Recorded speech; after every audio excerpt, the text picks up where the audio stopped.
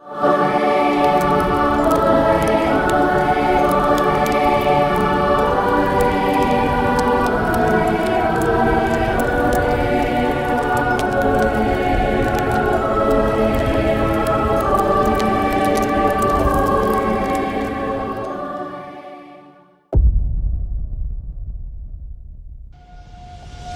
am the way and the truth and the life.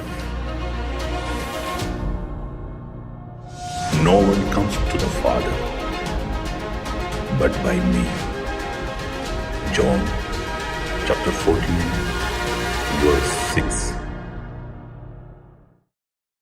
നമ്മുടെ വ്യക്തിപരമായ പ്രാർത്ഥനകളും ഈ ദിവ്യകാരുണ്യ ആരാധനയും മാത്രമല്ലാതെ സഭയ്ക്ക് പൊതുവായി കൂദാശകളുണ്ട്, കൂദാശ കൽപ്പങ്ങളുണ്ട്, അതോടൊപ്പം തന്നെ യാമപ്രാർത്ഥനകളുണ്ട്, നമ്മുടെ കർത്താവിൻ്റെ മാറാനായ പെരുന്നാളുകളുണ്ട്. ഇതെല്ലാം നമ്മൾ സഭയിൽ ആണ്ടുവട്ടത്തിൽ നമ്മൾ ആചരിക്കുകയാണ്. നമ്മൾ ഈ ഒരു കഴിഞ്ഞ ഈ ഞായറാഴ്ച നമ്മൾ പുതിയൊരു സഭാ വത്സരത്തിലേക്ക് പ്രവേശിച്ചു. സഭയുടെ 7 കാലങ്ങളിൽ ഏത് കാലത്തിലേക്കാണ് പ്രവേശിച്ചത്?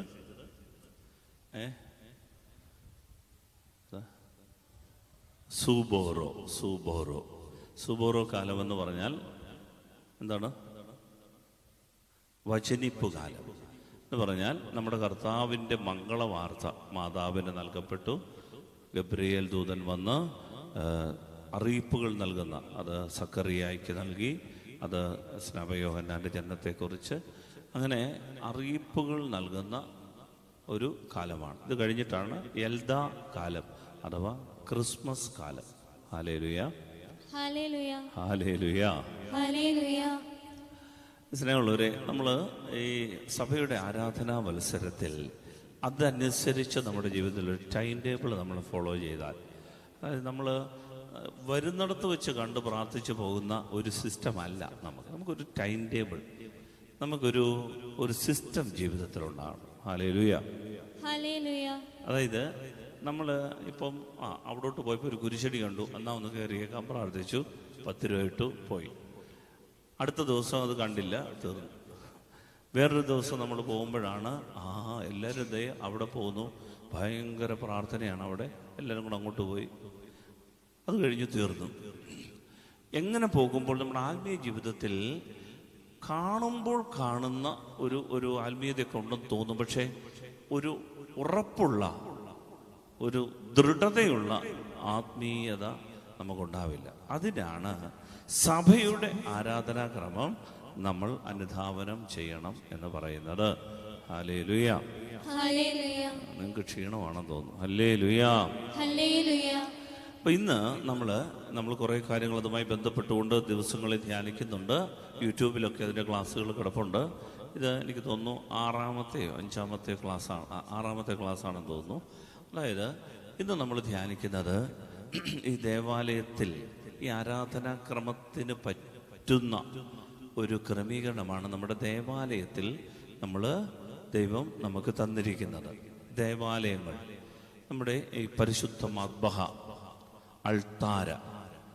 ഇന്ന് നമ്മൾ ഇതിനെക്കുറിച്ചാണ് ധ്യാനിക്കുന്നത്. കാരണം നമ്മുടെ ഈ ശുശ്രൂഷകളെല്ലാം നടക്കുന്നത് ഈ അൾത്താരയുമായി ബന്ധപ്പെട്ടാണ്. അത് കൂദാശകളാണെങ്കിലും അത് യാമനമസ്കാരങ്ങളാണെങ്കിലും നമ്മൾ ദേവാലയത്തിൽ നടത്തുന്നുണ്ട്, വീടുകളിലുമുണ്ട്. അതുകൂടാതെ കർത്താവിൻ്റെ പെരുന്നാളുകളെല്ലാം നടത്തുന്നതും ദേവാലയത്തിലാണ്. അപ്പോൾ നമ്മൾ ശ്രദ്ധിക്കണേ, എന്താണ് ഈ അൾത്താര? നമ്മുടെ ഇതിൻ്റെ പ്രധാന കേന്ദ്രം, നമ്മൾ എവിടെ നിന്നാലും നമ്മൾ ഈ അൾത്താരയിലേക്കാണ് നമ്മുടെ ശ്രദ്ധ. നമ്മൾ ശ്രദ്ധയുണ്ടെങ്കിൽ അവിടെ പുറകിലൊക്കെ നിന്ന് അങ്ങോട്ടും ഇങ്ങോട്ടൊക്കെ നോക്കുന്നവരുണ്ട്, വണ്ടി നോക്കി നിൽക്കുന്നവരുണ്ട്, മഴ പെയ്യുന്നോന്ന് നോക്കി നിൽക്കുന്നവരുണ്ട്, പുറത്തൂടെ ആരാ പോകുന്നു, അതല്ല വിഷയം. നമ്മുടെ ഫോക്കസ് ഓഫ് അറ്റൻഷൻ ഈ അൾത്താരയായിരിക്കണം. എന്തുകൊണ്ടത് പറയാൻ കാര്യം?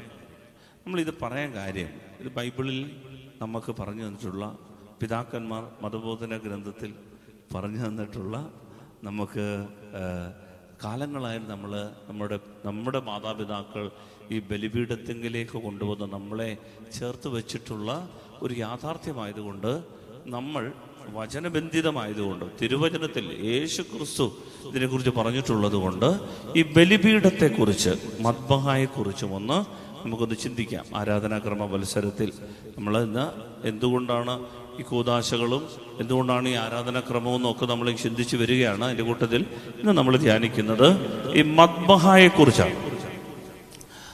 അൾത്താര, ഓൾട്ടർ, ഓൾട്ടർ ഇതാണ് അതിൻ്റെ ലാറ്റിൻ വാക്ക് അൾത്താര. ഈ അൾത്താര എന്ന് പറയുന്ന ഈ വാക്ക് 2 വാക്കിൽ നിന്നാണ് ഉണ്ടായിട്ടുള്ളത്. ശ്രദ്ധിക്കുന്നുണ്ടെന്ന് കരുതുന്നു. അൾത്താര നമ്മൾ കേട്ടിട്ടുണ്ടല്ലേ, ലാറ്റിൻ വാക്കാണ് അൾത്താര. എന്താണ് ആ വാക്കിൻ്റെ അർത്ഥം എന്നറിയാമോ? നമ്മൾ ഈ ഓൾട്ടോ എന്ന് കേട്ടിട്ടുണ്ടോ? മാരുതി 800 എന്ന് കേട്ടിട്ടുണ്ടോ? ദൈവമേ, ഇതൊന്നും കേൾക്കാത്ത ചന്ദനപ്പള്ളിക്കാരാണോ? മാരുതി 800 കഴിഞ്ഞപ്പോൾ അവരെന്ത് ചെയ്തെന്നറിയാമോ? അത് ഇച്ചിരി താണിരിക്കുന്ന ചെറിയ വണ്ടി ആയതുകൊണ്ട് അതിന് ശേഷം അതിനെ അപ്ഗ്രേഡ് ചെയ്ത് ഒരു വണ്ടി ഇറക്കി. ആ വണ്ടിയുടെ പേരാണ് ഓൾട്ടോ. അതിൻ്റെ അർത്ഥം എന്തെന്നറിയാമോ? അല്പം കൂടി ഉയർന്നത്, പൊങ്ങിയത്, പൊക്കമുള്ളത്, ഉയർന്നു നിൽക്കുന്നത്. ഇതാണ് ഈ ആദ്യത്തെ വാക്ക്. അൾത്താരയുടെ 2 വാക്കുകൾ ചേർന്നാണ് അത്. ആൾത്തും എന്നൊരു വാക്ക് ചേർന്നു, അതിൽ നിന്നാണ് ഓൾട്ടോ എന്നൊരു വാക്ക് ഉണ്ടായത്. ആൾത്തും എന്ന് പറഞ്ഞാൽ ഉന്നതം, പൊക്കം, ഉയർന്നത് എന്നൊരർത്ഥമാണ്. അപ്പോൾ മറ്റ് 800 മാരുതി 800 ഇച്ചിരി ഉയർന്നൊരു വണ്ടി, ഇതാണ് ഓൾട്ടോ. അപ്പോൾ അൾത്താര എന്ന വാക്ക് ആൾത്തും എന്നൊരു വാക്കും ഇനി രണ്ടാമത് ആര എന്നൊരു വാക്കും കൂടെ ചേർന്നാണ്. എന്താണ്? ആര, ആര, ഇങ്ങനൊരു വാക്കും കൂടെ ചേർന്നതാണ്. അപ്പോൾ അൾത്താര, ഓൾട്ടർ. ആര എന്ന് പറഞ്ഞാൽ എന്താണെന്നറിയാമോ? പീഠം എന്നാണ്, ഫലകം എന്നാണ്. അപ്പോ അൾത്താര എന്ന് പറഞ്ഞാൽ ഉയർന്ന പീഠം, ഉയർന്ന പീഠം. പ്രിയപ്പെട്ടവരെ ശ്രദ്ധിക്കണേ, അൾത്താര എന്ന് പറയുമ്പോൾ അതിൻ്റെ ലിറ്ററലി, അതിൻ്റെ ആക്ഷരിക അർത്ഥം എന്ന് പറയുന്നത്, ആക്ഷരിക അർത്ഥം എന്ന് പറയുന്നത് അക്ഷരശ പറഞ്ഞു കഴിഞ്ഞാൽ ഇത്രയേ ഉള്ളൂ, ഒരു ഉയർന്ന പീഠം. പക്ഷെ ഈ വാക്കാണ് പഴയ നിയമത്തിലും പുതിയ നിയമത്തിലും വെളിപാടിൻ്റെ പുസ്തകത്തിലുമൊക്കെ ഉപയോഗിച്ചിരിക്കുന്ന സിംഹാസനം എന്നൊരു വാക്കിന് പകരമായിട്ട് ഉപയോഗിച്ചിരിക്കുന്നത്. സിംഹാസനം, നമുക്കറിയാം ത്രോൺ. അതുകൊണ്ടാണ് ഇതിനെ മറ്റൊരു പേരിൽ അറിയപ്പെടുന്നു. അൾത്താരയുടെ ഗ്രീക്ക് വാക്കാണ് ത്രോണോസ്. കേട്ടിട്ടുണ്ടോ? അതുമില്ലേ? കേൾക്കാത്തൊരു പറഞ്ഞേ ഹല്ലേലൂയ. ഇല്ല, എല്ലാവരും കേൾക്കുന്നുണ്ട്. കേൾക്കണം. ത്രോണോസ്. പണ്ട് ഈ അമ്മച്ചിമാരപ്പച്ചമാർ പറയുന്നതിന് സ്വർണോസ് എന്നാണ്. കേട്ടിട്ടുണ്ടോ? സ്വർണോസ്. പിള്ളേര് അൾത്താര ബാലന്മാരൊക്കെ ഇതിന് കിടന്ന് ചാടുന്നത് കണ്ടിട്ടുണ്ടാ. സ്വർണോസിന് ചുറ്റുമാണോടാ നിന്റെ കളി എന്നൊക്കെ അപ്പച്ചന്മാരും അമ്മച്ചിമാരൊക്കെ ചോദിക്കും. സ്വർണോസ്. പക്ഷെ അത് ത്രോണോസ് എന്നാണ്. ത്രോണോസ് എന്ന് പറഞ്ഞാൽ അത് ത്രോൺ, സിംഹാസനം എന്നൊരു അർത്ഥത്തിലാണ്. അപ്പൊ നോക്കിയേ, ഈ ബലിപീഠത്തിൽ അഥവാ ഈ അൾത്താരയിൽ, ഉയർന്ന പീഠത്തിൽ, ആ പീഠത്തിന്റെ മറ്റൊരു പേരാണ്, ഇതൊരു ത്രോണാണ്, ഒരു സിംഹാസനമാണ്. അപ്പൊ ഈ സിംഹാസനം എന്തിനെയാണ് സൂചിപ്പിക്കുന്നത് എന്ന് നമ്മളൊരു വചനം പഠിച്ചുകൊണ്ട് മുന്നോട്ട് പോകാം. സങ്കീർത്തനം പുസ്തകം 43-ാം സങ്കീർത്തനം 4-ാം വാക്യം ശ്രദ്ധിക്കണേ, വളരെ പ്രധാനപ്പെട്ട ഒരു വാക്യമാണ്. സങ്കീർത്തനം 43-ന്റെ 4-ാം വാക്യം. സങ്കീർത്തകൻ ഇങ്ങനെ പറയുകയാണ്, ഈ ബലിപീഠം അഥവാ ഉയർന്ന പീഠം, ഈ അൾത്താര, ആൾത്തും ആര, ഈ ഉയർന്ന പീഠം, ഇത് എന്തിനെയാണ് സൂചിപ്പിക്കുന്നതെന്ന് സങ്കീർത്തകൻ വചനത്തിൽ പറയുന്നുണ്ട്. പരിശുദ്ധാത്മാവ് വെളിപ്പെടുത്തുന്നുണ്ട്. പറയാം. അപ്പോൾ ഞാൻ ദൈവത്തിന്റെ ബലിപീഠത്തിലേക്ക് ചെല്ലും. അപ്പോൾ ഞാൻ ദൈവത്തിന്റെ ബലിപീഠത്തിങ്കലേക്ക് ചെല്ലും. ഈ വാക്ക് ഉപയോഗിച്ചിരിക്കുന്നത് അൾത്താരയിലേക്ക്, യാഗപീഠത്തിലേക്ക്, ബലിയർപ്പിക്കുന്ന ഈ ഉയർന്ന പീഠത്തിലേക്ക്, ദൈവത്തിന്റെ പീഠത്തിലേക്ക് ചെല്ലും. എന്നിട്ട് അടുത്ത വചനമോ, എൻ്റെ പരമാനന്ദമായ ദൈവത്തിങ്കിലേക്ക് തന്നെ. എൻ്റെ പരമാനന്ദമായ ദൈവത്തിങ്കലേക്കു തന്നെ. ആ വചനം ഒന്ന് ഏറ്റു പറയാമോ? സങ്കീർത്തനം 43:4 അപ്പോൾ ഞാൻ ദൈവത്തിന്റെ ബലിപീഠത്തിങ്കലേക്ക് ചെല്ലും, എന്റെ പരമാനന്ദമായ ദൈവത്തിങ്കലേക്കു തന്നെ. അപ്പോൾ ഞാൻ ദൈവത്തിന്റെ ബലിപീഠത്തിങ്കലേക്ക് ചെല്ലും, എന്റെ പരമാനന്ദമായ ദൈവത്തിങ്കലേക്കു തന്നെ. സ്നേഹമുള്ളവരെ, ഈ ബലിപീഠത്തെ ബൈബിള് വിളിക്കുന്നത് ഇത് ദൈവം തന്നെയാണെന്നാണ്.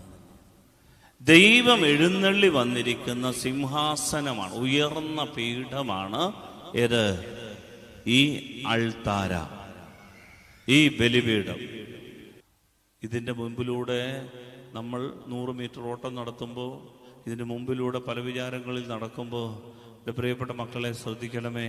ഈ ആലയത്തിൽ വരുമ്പോൾ, നിങ്ങൾ ഈ ബലിപീഠത്തിങ്കൽ വരുമ്പോൾ നിങ്ങൾ ശ്രദ്ധിക്കേണ്ട കാര്യം, ഇത് ദൈവം എഴുന്നള്ളി വന്നിരിക്കുന്ന സിംഹാസനം. ഇതാര് പറഞ്ഞു? ദൈവവചനം പറഞ്ഞു. ഞാൻ എൻ്റെ ദൈവത്തിൻ്റെ ബലിപീഠത്തിങ്കലേക്ക് ചെല്ലും. എന്നിട്ട് പറയാണ്, എൻ്റെ പരമാനന്ദമായ ദൈവത്തിങ്കലേക്കു തന്നെ. എൻ്റെ ദൈവത്തിൻ്റെ സിംഹാസനമായി. വെളിപാടിൻ്റെ പുസ്തകം 4-ാം അധ്യായം അതിൻ്റെ 2 മുതൽ വായിച്ചു. 2 മുതൽ. പെട്ടെന്ന് ഞാൻ ആത്മീയാനുഭൂതിയിൽ ലയിച്ചു.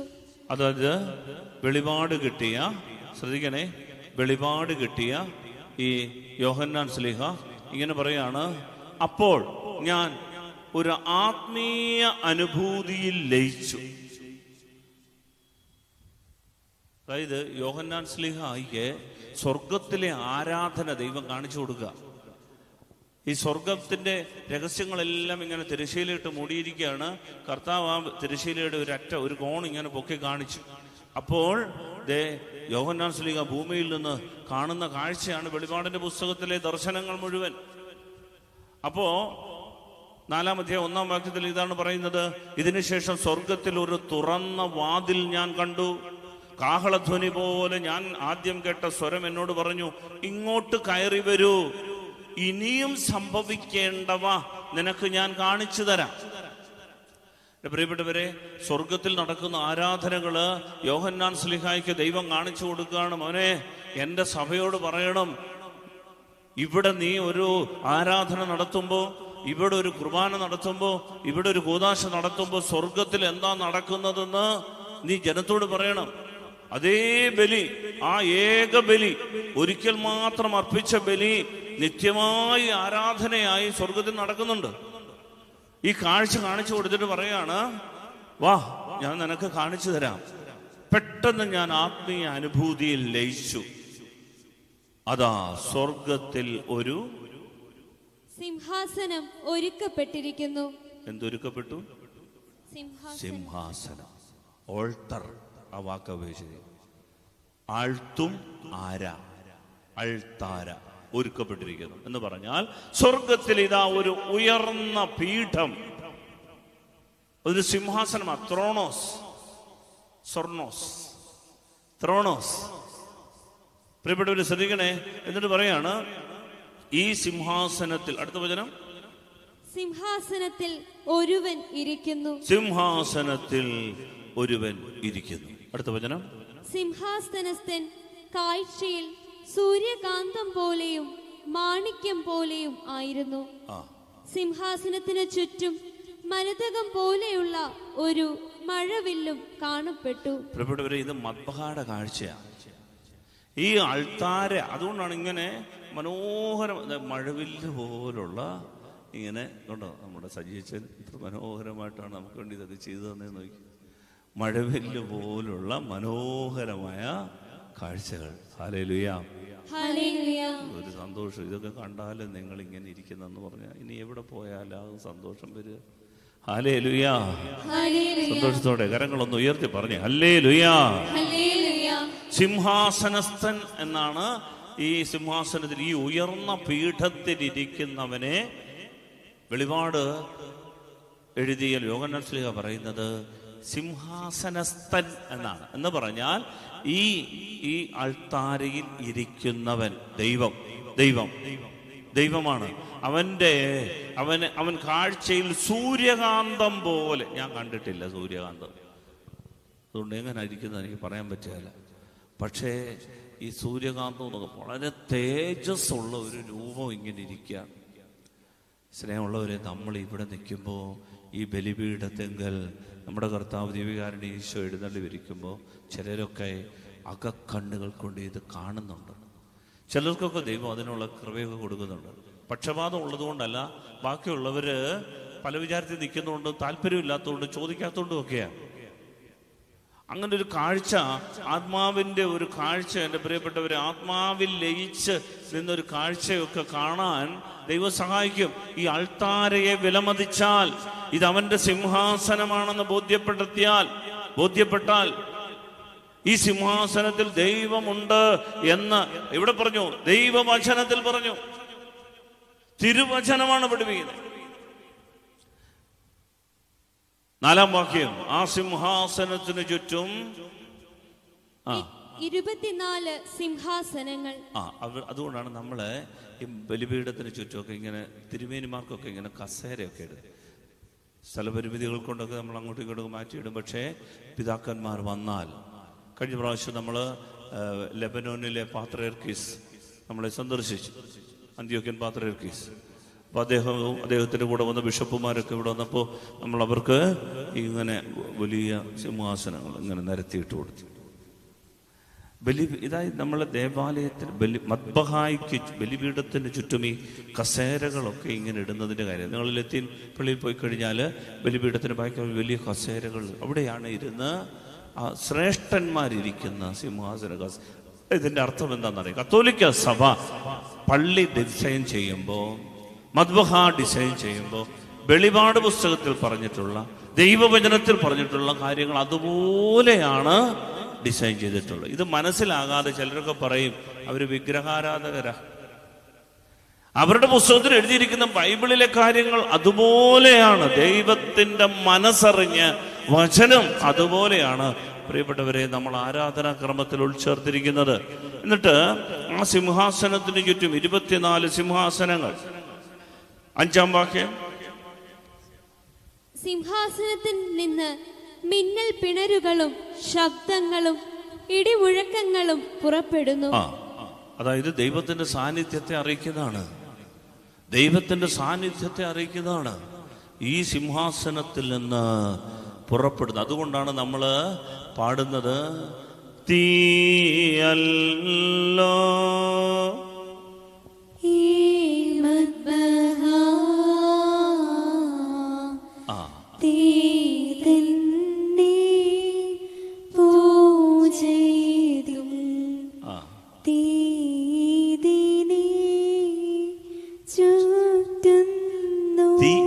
ചുറ്റുന്നു. തീയല്ലോ ഈ മദ്ബഹ, തീയുടെ ജ്വാല ഇവിടെയുണ്ട്. തീ ഇതിനെ ചുറ്റുന്നുണ്ട്. നമ്മുടെ പിതാക്കന്മാരൊക്കെ പറഞ്ഞ പാട്ട് നമ്മൾ ആരാധനാക്രമത്തിൽ പാടുന്നതിന്റെ കാര്യം അതാ. പ്രിയപ്പെട്ടവർ, ഇത് തീയാണ്. ഹല്ലേലൂയ. സ്നേഹത്തോട് പറഞ്ഞു ഹല്ലേലൂയ. എന്നിട്ട് 8-ാമത്തെ വാക്യത്തിൽ പറയുകയാണ്, ആയിരുന്നവനും ആയിരിക്കുന്നവനും വരുവാനിരിക്കുന്നവനും സർവശക്തനും ദൈവവുമായ കർത്താവ് പരിശുദ്ധൻ പരിശുദ്ധൻ പരിശുദ്ധൻ.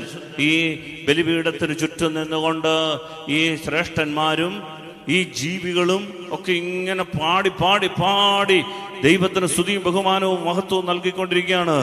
സിംഹാസനസ്ഥന്റെ മുൻപിൽ താണു വീണ് വണങ്ങിക്കൊണ്ട് സാഷ്ടാംഗം പ്രണമിച്ചുകൊണ്ട് അവർ ആരാധിക്കുകയാണ്. ഹല്ലേലൂയ.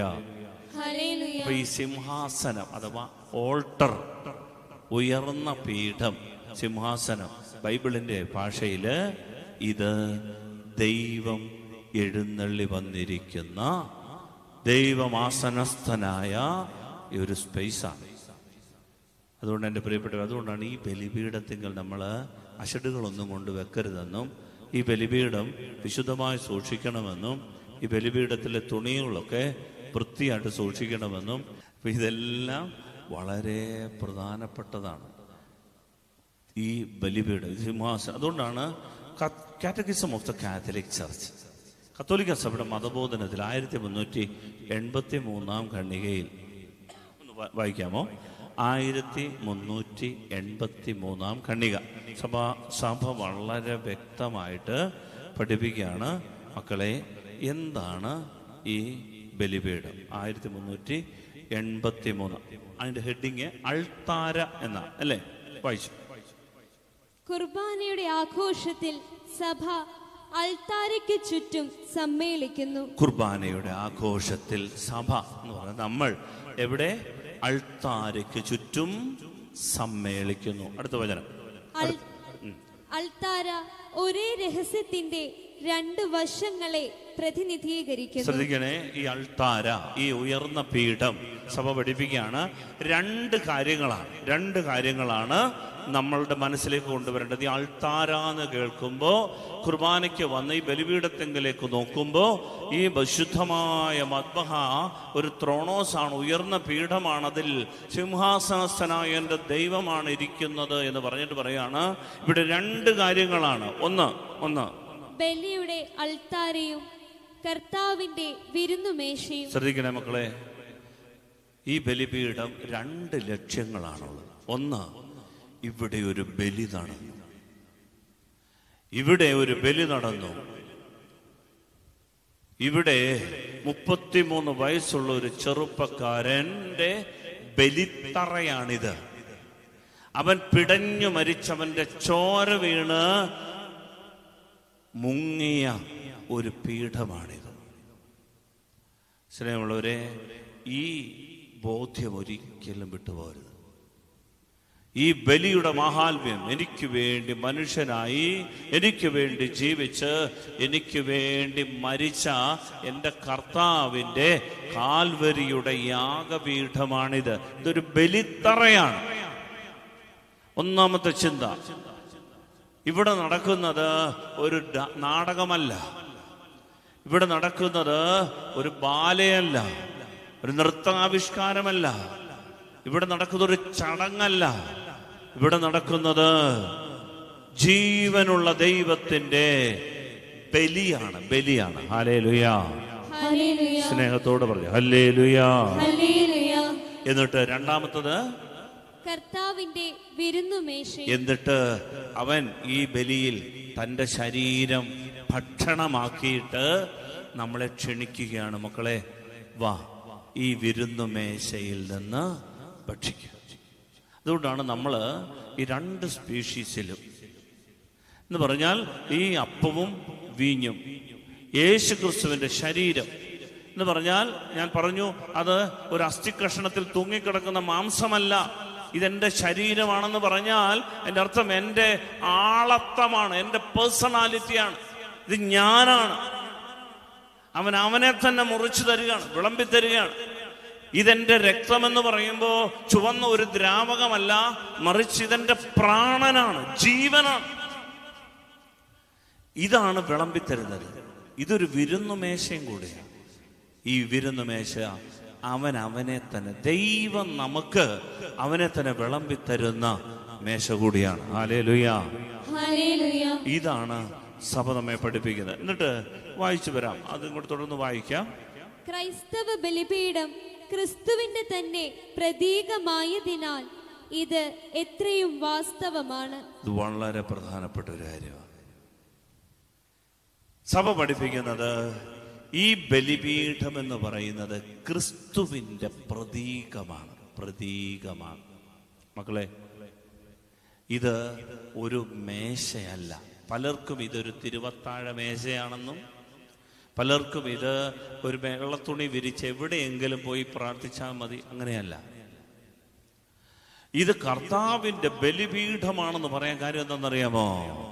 ഇത് ക്രിസ്തുവിന് പകരം നിൽക്കുന്ന, ക്രിസ്തുവിന്റെ പ്രതീകമായി സഭ ഉയർത്തിയിട്ടുള്ളതാണ് ഈ ബലിപീഠം. അതുകൊണ്ടാണ് ഇതിനെ ശ്രേഷ്ഠാധികാരമുള്ള ഒരു മെത്രാൻ തന്നെയാണ് ഇതിനെ മൂറോൻ കൊണ്ട് തഴുകി തഴുകി തഴുകി വരച്ച് കുരിശു വരച്ച് ഇതിനെ പൂശി ഒരിക്കൽ മാത്രം രണ്ടാമതൊന്നുകൂടെ ആശീർവദിക്കത്തില്ല.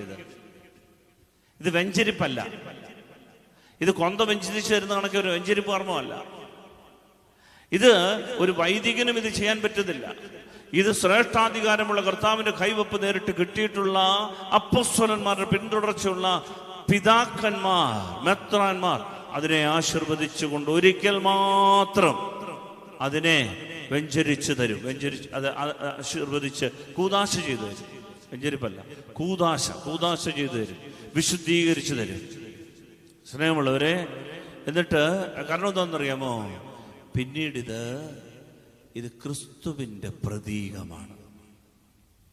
ഇതുപോലെ ഈ പള്ളിക്കകത്ത് വേറെ ഒരു വകുപ്പില്ല. ഇതുപോലെ ഈ സഭയുടെ കൂട്ടായ്മയിൽ വേറൊരു വകുപ്പില്ല.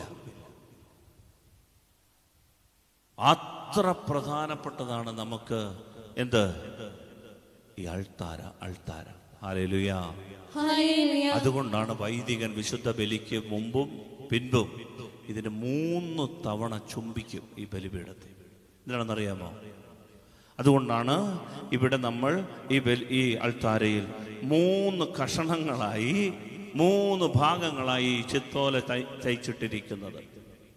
3 കളങ്ങളാണ്. 1 പിതാവാം ദൈവം, 2 പുത്രൻ തമ്പുരാൻ, 3 പരിശുദ്ധാത്മാവാം ദൈവം. അതുകൊണ്ടാണ് അപ്പുറത്തും ഇപ്പുറത്തും പ്രാവിന്റെ ചിത്രവും നടുക്ക് ക്രൂശിത രൂപവും, നടുക്ക് കുരിശുമാണ് തയ്ച്ചു വെച്ചിരിക്കുന്നത്. പ്രിയപ്പെട്ടവരെ, ഇത് 3 പരിശുദ്ധ തൃത്വത്തിന്റെ സിംഹാസനമാണിത്. ഈ സിംഹാസനത്തെ അതുകൊണ്ടാണ് പുരോഹിതൻ തുടക്കത്തിലും 3 തവണ നടുക്കും ഇരുവശങ്ങളിലുമായിട്ട് ചുംബിക്കും. പരിശുദ്ധ തൃത്വത്തെ ചുംബിച്ചാണ് ഈ ശുശ്രൂഷ. അതുകൊണ്ടാണ് കുഞ്ഞുങ്ങളുടെ അടുത്ത് ഞാൻ പറയും, എൻ്റെ മക്കളെ, ഇത് കഴിഞ്ഞിട്ട് നിങ്ങൾ പെട്ടെന്ന് ധൃതി വെച്ച് വെപ്രാളപ്പെട്ട് ഇതെല്ലാം കൂടെ വാരിക്കോരി എടുത്തുകൊണ്ട് പോകാൻ നിൽക്കരുത്. നിങ്ങൾ മുട്ടുകുത്തി നന്ദി പറഞ്ഞിട്ട് അച്ഛൻ്റെ കൂടെ വന്ന് ഈ അൾത്താരം മുത്തണം. അവരത് ചെയ്യുന്നുണ്ട്. അവരും അൾത്താരം മുത്തി അനുഗ്രഹം പ്രാപിച്ചിട്ടാണ് എൻ്റെ കൂടെ തിരികെ മടങ്ങുന്നത്. പ്രിയപ്പെട്ടവരെ, അതുകൊണ്ടാണ് നമ്മുടെ കുഞ്ഞിനെ, അത് ആൺകുഞ്ഞാന്നാലും പെൺകുഞ്ഞാന്നാലും, മാമോദീസ കഴിഞ്ഞിട്ട് ഈ കുഞ്ഞിനെ മൂറോൻ കൊണ്ട് പൂശിയിട്ട് നമ്മൾ എന്ത് ചെയ്യുന്നറിയാമോ? തിരുരക്തം കൊടുത്തിട്ട് നമ്മൾ എടുത്തുകൊണ്ട് ഇങ്ങോട്ട് വരും. എന്നിട്ട് ആദ്യമേ ഈ ബലിപീഠത്തിൽ കൊണ്ടുവന്നിട്ട് മുത്തിച്ചിട്ട് ഇതിന്റെ കോണുകളിൽ മുത്തിച്ചിട്ട് ഈ കുഞ്ഞിനെ ഇതിന് ചുറ്റും ഒരു വലം വയ്ക്കും. നിങ്ങൾ കണ്ടിട്ടുണ്ടോ? ദൈവമേ, മാമോദിസയ്ക്കൊക്കെ വരണം. നിങ്ങൾ മാമോദിസ മുങ്ങിയവരല്ലേ? പഴയ പടമൊക്കെ ഇരിപ്പുണ്ടെന്നുണ്ടെങ്കിൽ നോക്കുന്നതല്ല.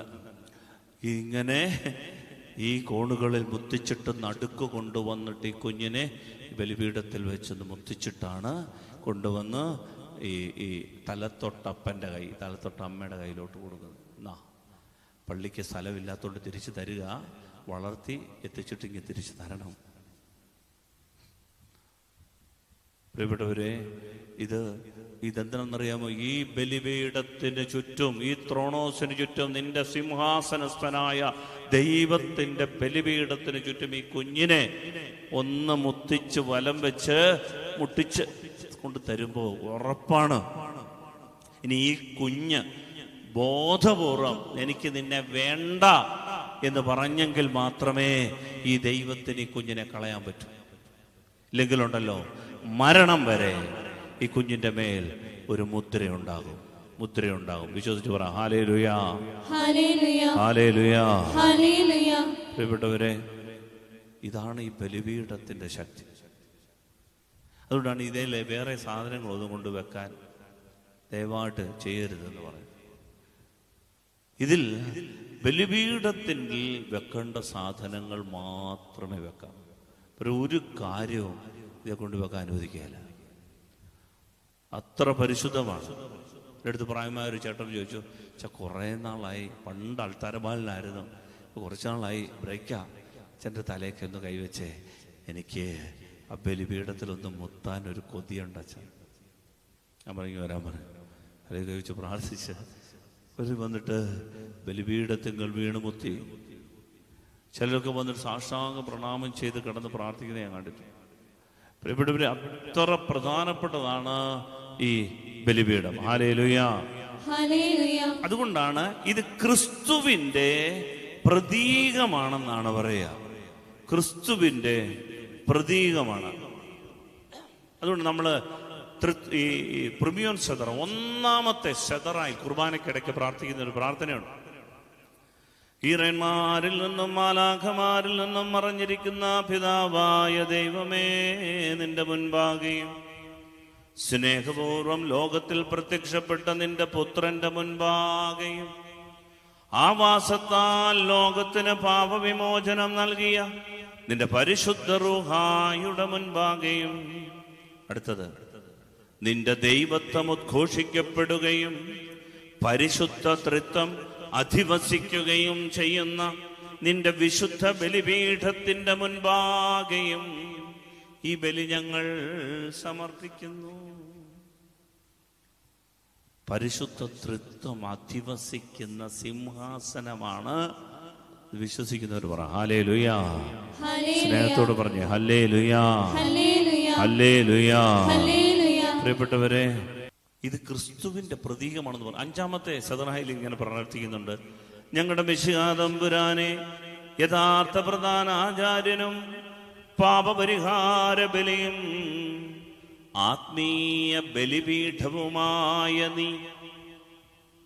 കണ്ടോ, ഈശോയെ, ക്രിസ്തുവിനെ വിളിക്കുന്ന പേരാണ് ആത്മീയ ബലിപീഠം എന്ന് പറഞ്ഞാൽ, പ്രിയപ്പെട്ടവരെ, ഇത് ക്രിസ്തുവിന്റെ പ്രതീകമായിട്ടാണ് ഈ ബലിപീഠം. ഹല്ലേലൂയ. അതുകൊണ്ടാണ് നമ്മൾ ഈ ആരാധന അത് നമുക്ക് നമസ്കാര മേശയിലല്ല നടത്തുന്നത്, ബലിപീഠത്തിലാണ്. ബാക്കി എല്ലാ കാര്യങ്ങളും നമുക്ക് അവിടെ ഇവിടെയൊക്കെ നടത്താം.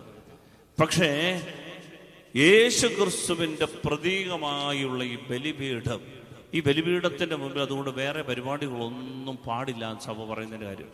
പള്ളിക്കകത്ത് വേറെ പരിപാടികളൊന്നും പാടില്ല. ബലിപീഠത്തിന് കൊടുക്കേണ്ട സ്ഥാനം, 1-ാം സ്ഥാനം നമ്മൾ കൊടുക്കണം എന്ന് പറയുന്നതിന്റെ കാര്യം അതാണ്.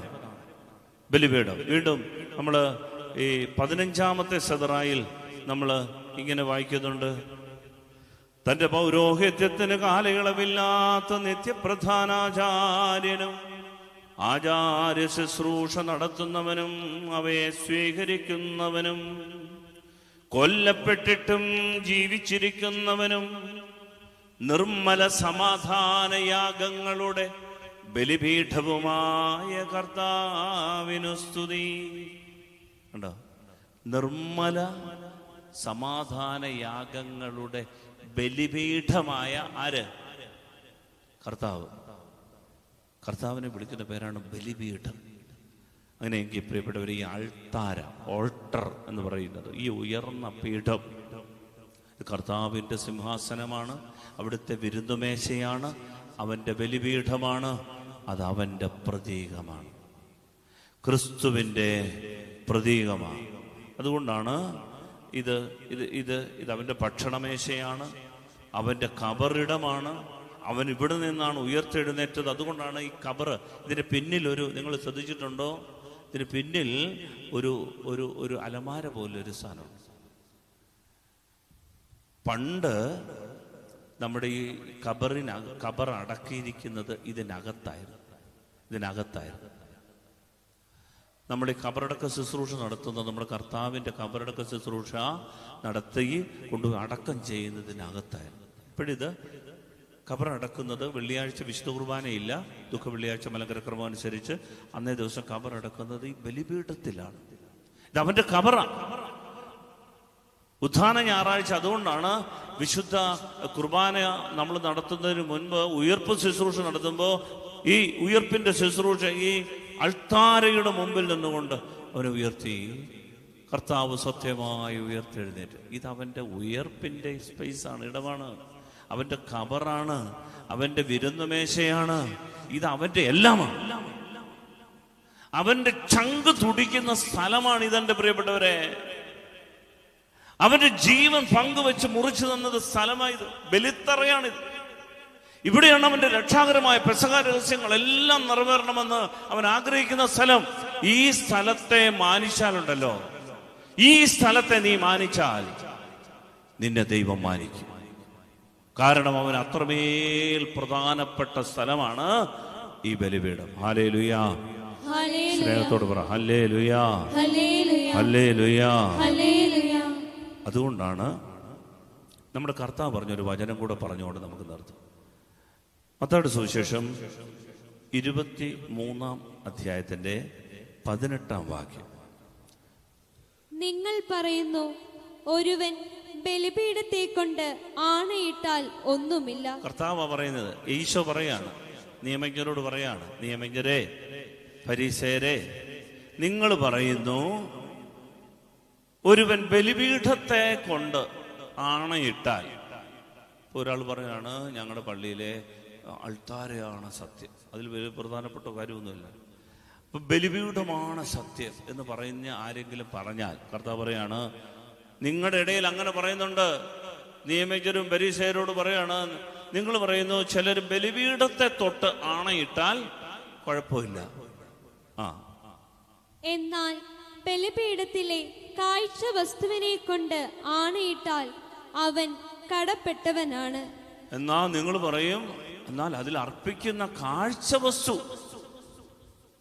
എന്ന് പറഞ്ഞാൽ അവർ കാഴ്ച വെച്ചിരുന്നത് ആടും മാടും ഒക്കെയാണ്. അതിനെ തൊട്ട് സത്യം ചെയ്താ കടമാ ദൈവം ചോദിക്കും. പക്ഷെ നീ ബലിപീഠത്തെ തൊട്ട് സത്യം ചെയ്താൽ കുഴപ്പമില്ല, നീ സത്യം തെളിയിക്കാൻ വേണ്ടിയിട്ട് കുഴപ്പമില്ലെന്ന് കർത്താവ് പറയാണ്. അന്ധരെ, പൊട്ടന്മാരെ അവരെ വിളിക്കുകയാണ്, എടാ പോട്ട, എടാ കാഴ്ചയിൽ എന്താ അന്ധ. അടുത്ത വചനം എന്താ? 19 വാക്യം. അന്ധരെ ഏതാണ് വലുത്? കർത്താവ് പറയുന്നത് ശ്രദ്ധിക്കണേ മക്കളെ, ശ്രദ്ധിക്കണേ, ഏതാണ് വലുത്? കാഴ്ച വസ്തുവോ കാഴ്ച വസ്തുവിനെ പവിത്രമാക്കുന്ന ബലിപീഠമോ? ഈ കാഴ്ച വസ്തുവിനെ, ഈ അപ്പവും വീഞ്ഞുവിനെയും ക്രിസ്തുവിന്റെ ശരീര രക്തമാക്കി പവിത്രീകരിക്കുന്നത് എവിടെയാണ്? ബലിപീഠത്തിലാണ്. ഈ ബലിപീഠത്തിനാണോ പ്രാധാന്യം, അതോ അതിന്മേലുള്ള കാഴ്ചവസ്തുവിനാണോ? ബലിപീഠത്തിനാണ്. കാരണം ഇതാണ് കർത്താവിന്റെ സിംഹാസനം. ഈശോ പഠിപ്പിച്ചാണ്, ബലിപീഠത്തിനാണ് പ്രാധാന്യം. ഈ ബലിപീഠമാണ് അവന്റെ സാന്നിധ്യം ഉൾക്കൊള്ളുന്നത്, പരിശുദ്ധ തൃത്വം അധിവസിക്കുന്നത്. അവിടെ ഈ കാഴ്ചവസ്തു വെച്ചിട്ട് അത് കർത്താവ് പവിത്രമാക്കി കഴിയുമ്പോഴാണ് അതിന്റെ മഹനീയത വരിക. പ്രിയപ്പെട്ടവരെ, എന്നിട്ട് കർത്താവ് പറയാണ്, ബലിപീഠത്തെ കൊണ്ടാണയിടുന്നവൻ അതിനെ കൊണ്ടും അതിന്മേലുള്ള എല്ലാ വസ്തുക്കളെയും കൊണ്ടാണയിടും എന്ന് പറഞ്ഞാൽ ബലിപീഠത്തിന്റെ മേൽ ഉള്ള സ്വർഗത്തിന്റെ അധികാരം, അതിന്മേൽ വെച്ച് പ്രാർത്ഥിക്കുന്ന നിയോഗങ്ങൾ എല്ലാത്തിൻ്റെ മേലും ദൈവത്തിന്റെ അധികാരം വെളിപ്പെടും. അത്ര പ്രധാനമാണ് ഈ ബലിപീഠം. ഈ ബലിപീഠത്തിന്റെ മേൽ നീ ഒരു നിയോഗം കൊണ്ട് വെച്ചാൽ, ഈ കുർബാനയിൽ നീ ഒരു നിയോഗം കൊണ്ട് വെച്ചാൽ, ഈ കാഴ്ചയോടൊപ്പം, ഈ ഓസ്തിയോടും വീഞ്ഞിനോടൊപ്പം നീ നിന്റെ ഒരു സങ്കടം, ഒരു പ്രശ്നം കൊണ്ടുവന്നൊന്ന് വെച്ചാൽ അതിൻ്റെ മേൽ സ്വർഗം തീർപ്പ് കൽപ്പിക്കും. കാരണം അതിൻ്റെ മേൽ ബലിപീഠത്തെ കൊണ്ടാണ് ഇടുന്നത്, അതിനെ കൊണ്ടും അതിന്മേലുള്ള എല്ലാ വസ്തുക്കളെ കൊണ്ടുമാണ് ഇടുന്നതെന്ന് പറഞ്ഞാൽ എൻ്റെ അർത്ഥം, പ്രിയപ്പെട്ട ഒരു ബലിപീഠത്തിൽ കൊണ്ടുവന്ന് വെക്കുന്ന എല്ലാ വസ്തുവിലും സ്വർഗത്തിന്റെ അധികാരം വെളിപ്പെടും. Hallelujah, hallelujah. അതിനുകൊണ്ടാണ് ഈ ദേവാലയത്തിന്റെ ഏറ്റവും പ്രധാനപ്പെട്ടതായ കാര്യമെന്ന് പറയുന്നത് ഈ ബലിപീഠമാണ്. ബലിപീഠമാണ്. നമുക്ക് ബലിപീഠത്തിന് 1ാം സ്ഥാനം കൊടുത്ത് മുന്നോട്ട് പോകും. ആരാധനാക്രമം ഏറ്റവും ധന്യമാകണമെങ്കിൽ ഈ ബലിപീഠത്തെ എഴുന്നള്ളി വന്നിരിക്കും. ഇതൊരു സിംഹാസനം, ഇതൊരു ഉയർന്ന പീഠമാണ്. ഈ ഉയർപ്പിൻ്റെ കാരണം, ഉയർന്നിരിക്കാൻ കാര്യം, അത് സിംഹാസന ദൈവത്തിൻ്റെ സാന്നിധ്യമാണ്. അവിടെയാണ് ഈ ബലി നടന്നത്. അതാണ് അവൻ്റെ ഭക്ഷണമേശ, വിരുന്നുമേശ. ഇവിടെയാണ് സകലതും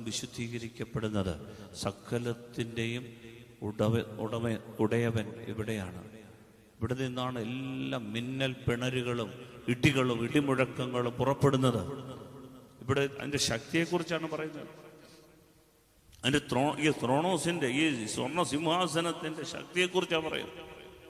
അതുകൊണ്ട് ഈ ബലിപീഠത്തിൽ ഒക്കെ ശരണപ്പെട്ട് ഈ ബലിപീഠത്തിൽ നിന്നൊക്കെ കോരിയെടുത്തിട്ട് നിങ്ങൾക്കെല്ലാവർക്കും സമാധാനമുണ്ടായിരിക്കട്ടെ എന്ന് പറയുമ്പോൾ ഇരിക്കട്ടെ എന്ന് പറഞ്ഞുകൊണ്ട് നിൽക്കുക. അതുകൊണ്ട് കുരിശ് വരച്ച് അത് സ്വീകരിക്കണം. എൻ്റെ മക്കളെ, ഇത് അച്ഛനല്ല തരുന്നത്, ഇത് ബെന്നി അച്ഛനല്ല, ഇവിടെ സജി അച്ഛനല്ല, അല്ല ഇനിയും വരാനിരിക്കുന്ന അച്ഛനല്ല ഇത് തരുന്നേ. ഇത് കോരിയെടുക്കുക. അവൻ്റെ സിംഹാസനത്തിൽ നിന്നാണ് കൃപ കോരിയെടുത്ത് തരുന്നത്. അതിനോട് മുഖം തിരിഞ്ഞു നിൽക്കരുത്. തല വണങ്ങി കുരിശ് വരച്ച് വാങ്ങിച്ചോണം. കാരണം ഈ സിംഹാസനത്തിനാ ശക്തി. ഈ ബലിപീഠത്തിൽ നിന്ന്, ഈ ബലിവസ്തുക്കളിൽ നിന്ന് കോരിയെടുക്കുന്നത് അവന്റെ സമാധാനമാ. ഇത് വേണ്ടെന്ന് പറഞ്ഞിരിക്കരുത്. മാനുഷികമായ ബുദ്ധി കൊണ്ട് ഇതിനെ അളക്കരുത്. പ്രിയപ്പെട്ടവരെ, വളരെ പ്രധാനപ്പെട്ടതാണ്. അതുകൊണ്ടാണ് നമ്മൾ ഈ ധൂപമൊക്കെ അങ്ങോട്ട് വീശുമ്പോൾ ഉണ്ടല്ലോ, എന്താ ഈ ധൂപം വീശുന്നതെന്നറിയാമോ? വെളിപാടിന്റെ പുസ്തകം, ആ കാര്യം കൂടെ പറഞ്ഞുകൊണ്ട് നിർത്താം. വെളിപാടിന്റെ പുസ്തകത്തിൽ ഒരു സംഭവമാണ്. അതിൻ്റെ 6-ാം അധ്യായത്തിൻ്റെ 9-ാം വാക്യം, 8-ാം അധ്യായത്തിൻ്റെ 3-ാം വാക്യം, 4-ാം വാക്യം വായിച്ച്. 6-ാം അധ്യായത്തിൻ്റെ വെളിപാടിന്റെ പുസ്തകം. ഈ ധൂപം ധൂപം ഈ ബലിപീഠത്തെ വീശി മുക്തിയിട്ട് പുരോഹിതൻ ഈ ജനത്തെ ഇങ്ങനെ വീശി വണങ്ങി എല്ലാവരും വീശി. ഇതെന്തിനാണ് വീശുന്നത്? പുക കാണാൻ നല്ല രസമാണ് ആണോ? ഇതെന്നാ തന്നെ വീശുന്നത്? നോക്കിയേ, വായിച്ചേ. ബൈബിളിൽ ഇല്ലാത്തൊരു കഷണം പോലും സഭ ചെയ്യാറില്ല. പരിശുദ്ധ കത്തോലിക്ക സഭയുടെ, തിരുസഭയുടെ, ശ്ലൈഹിക അധികാരത്തിലുള്ള സഭയുടെ എല്ലാ ആരാധനാക്രമ ശുശ്രൂഷകളും വചനത്തിൽ പറഞ്ഞിട്ടുള്ളത് തന്നെയാണ്. വായിക്കാമോ? വെളിപാടിന്റെ പുസ്തകം 6-ാം അധ്യായം 9-ാം വാക്യം. അവൻ 5-ാമത്തെ മുദ്ര തുറന്നപ്പോൾ ദൈവവചനത്തെ പ്രതിയും തങ്ങളുടെ സാക്ഷ്യത്തെ പ്രതിയും വധിക്കപ്പെട്ടവരുടെ ആത്മാക്കളെ